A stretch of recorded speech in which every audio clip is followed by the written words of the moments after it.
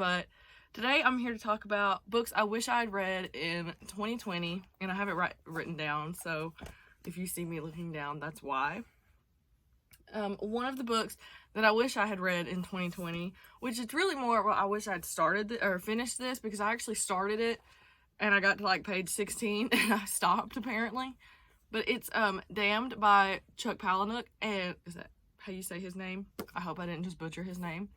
But I've wanted to read this forever, and I found it at a bookstore discounted for like $5, and I snatched it up, and here we are. I started it and didn't finish it like a dingus. And the next book that I wish I had read in 2020, which still has a lovely price tag on it because I never took it off, is The Death of Mrs. Westaway by Ruth Ware. I've heard so many good things about this book. The cover is just intriguing. Don't you love my little Ollie's price tag? Got a good deal on this. And it's just got birds and like black flowers, wrought iron fences. It's all black and white. It's just gorgeous. The premise is just really intriguing to me, and I love me a good mystery. And the next one that I wish I had read in 2020, but I didn't get around to, and I have a funny story about it too, because it also still has the price tag on it because I bought them at the same time, is Bird Box by Josh Malerman. And I had no idea that this was going to be a movie. Well, I mean, I know now because I bought this copy, but I did not know that the movie was a book before I watched the movie, and now I kind of wish I had read it before I watched it. But maybe like some things will make more sense when I read it. I have another copy of this that I bought for like $3 at a used bookstore, completely different state. And I got home and realized that I had already bought a copy that was like brand new, and it was totally like not damaged, but the other one is like the cover's all bent, and I was like, that book's got character.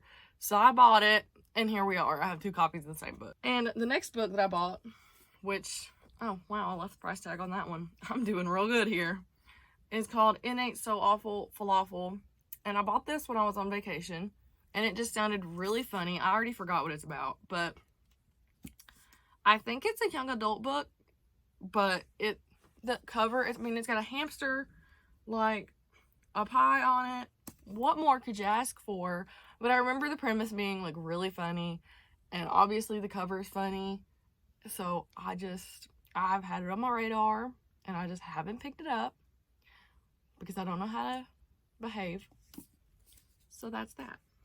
And the last, well, it's not the last, second to last book that I've wanted to grab, this is not mine, so it's not my price tag, is Girl Wash Your Face. Because I had mentioned that it sounded intriguing or interesting, and then my cousin let me borrow it, and I still have it, and it's been like 6 months, so I probably need to get on this. Should have read it, but I didn't because I don't behave. And then the last book that I wish I had read in 2020 is called I Wrote This For You and Only You by Ian S. Thomas. And this is like it's not really a collection of poetry, but it's kind of got poetry and like photos and like captions and like just, I guess, a few poems. I don't know. It just sounded really interesting, and like I like books like this because you can just fly through them, and wish I'd read it because it had also been on my radar.